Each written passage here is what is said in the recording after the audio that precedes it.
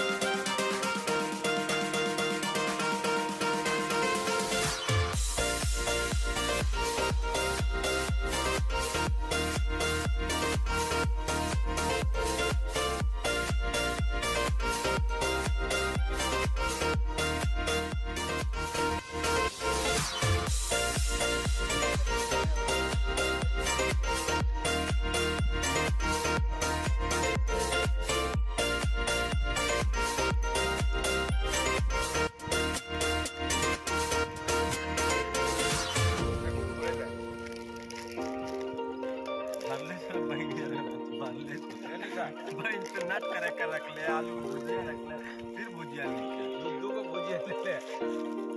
चारवा का 100 रुपए दे ले भाई, जब 55 तोड़ के तेरे सबसे ज्यादा दाम मिलते ले आलू तब तो बजे तो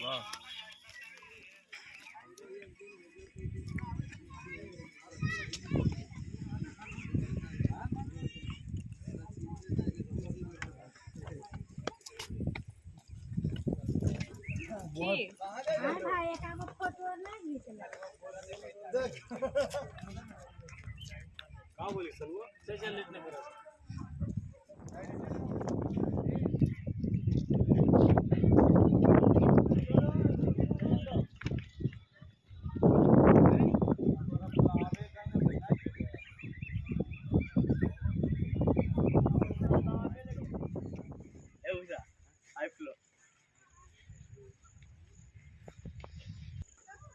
या इन्हें चेंज वाला ना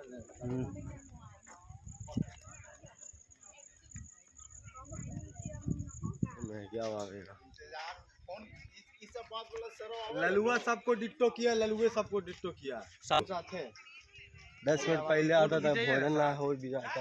खा ले रहे कुरकुरे ये इतना ले शर्म से इन्होंने रख दिया। अगला एक और इन्फॉर्मेशन वालों को मैं खाने पीने में कोई कंप्रोमाइज नहीं।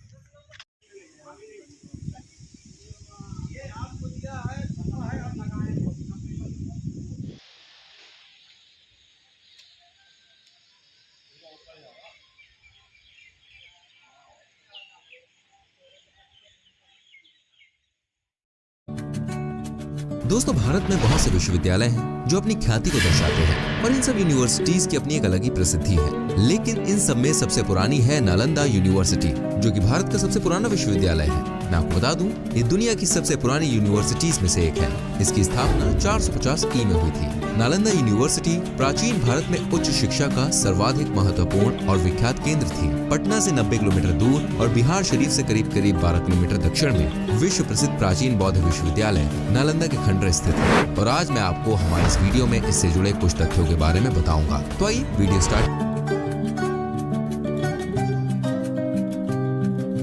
करते हैं। लेकिन वीडियो को स्टार्ट करने से पहले मैं आपसे ये भी कहना चाहूंगा, प्लीज हमारे चैनल को सब्सक्राइब कर दीजिए और साथ में लगी घंटी को दबा दीजिए। तो वही यहाँ की लाइब्रेरी में हजारों किताबों के साथ 90 लाख पांडुलिपियां रखी हुई हैं। यहाँ पर बख्तियार खिलजी ने आक्रमण करके आग लगा दी थी। आपको पता है, उस आग को बुझाने में 6 महीने का वक्त लग गया था।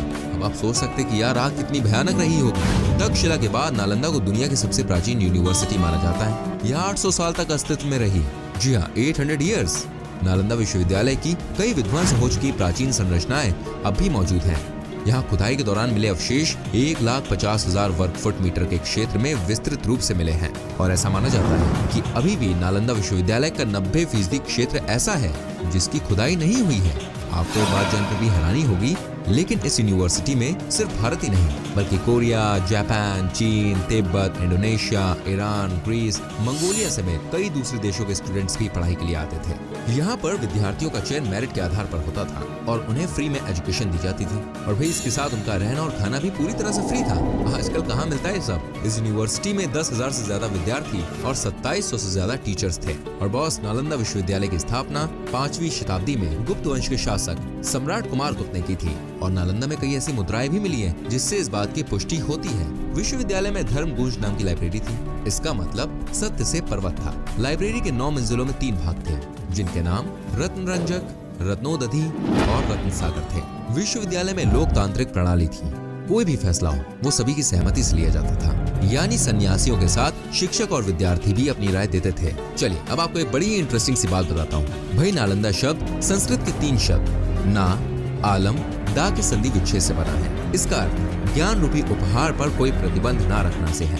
और मैं आपको ये भी बता दूं कि बौद्ध सन्यासियों ने पहले वहाँ एक अध्ययन केंद्र स्थापित किया। और दोस्तों, नालंदा की स्थापना बौद्ध सन्यासियों द्वारा की गई थी, जिसका मूल उद्देश्य एक ऐसे स्थान की स्थापना करना था जो ध्यान और अध्यात्म के लिए उपयुक्त हो। ऐसा माना जाता है कि महात्मा बुद्ध ने कई बार नालंदा की यात्रा की थी और यहाँ रहे भी थे। इसी कारण इसे 5वीं शताब्दी से लेकर 12वीं शताब्दी तक बौद्ध शिक्षा के केंद्र के रूप में भी देखा जाता था, जहाँ सन्यासियों को अनुकूल शिक्षा और अध्यात्म का वातावरण प्रदान किया जाता था। सच में यार, मतलब सुन के एक अलग ही फील आ रहा है। मैं आपको बता दूं, नालंदा विश्वविद्यालय का पुस्तकालय धर्मगूंज, जिसका अर्थ है सत्य का पर्वत, वो दुनिया का सबसे बड़ा पुस्तकालय था। ये दुनिया भर में भारतीय ज्ञान का अब तक का सबसे प्रतिष्ठित और प्रसिद्ध केंद्र था। ऐसा कहा जाता है कि पुस्तकालय में हजारों की संख्या में पुस्तक और संस्मरण उपलब्ध थे। इस विशाल काय पुस्तकालय के आकार का भी अंदाजा इसी बात से लगाया जा सकता है कि इसमें लगी आग को बुझाने में 6 महीने से ज्यादा का समय लगा था। इसे इस्लामिक आक्रमणकारियों ने आग के हवाले कर दिया था। नालंदा विश्वविद्यालय के पुस्तकालय में 3 मुख्य भवन थे, जिसमें 9 मंजिलें थीं। 3 पुस्तकालय भवनों के नाम थे रत्न रंजक, रत्नोदधि और रत्न सागर। तो वह ये थे नालंदा यूनिवर्सिटी के कुछ दिलचस्प फैक्ट्स। अब देखिए, आप इस वीडियो को जितना शेयर कर सकते हैं उतना शेयर कीजिए अपने फ्रेंड्स के संग।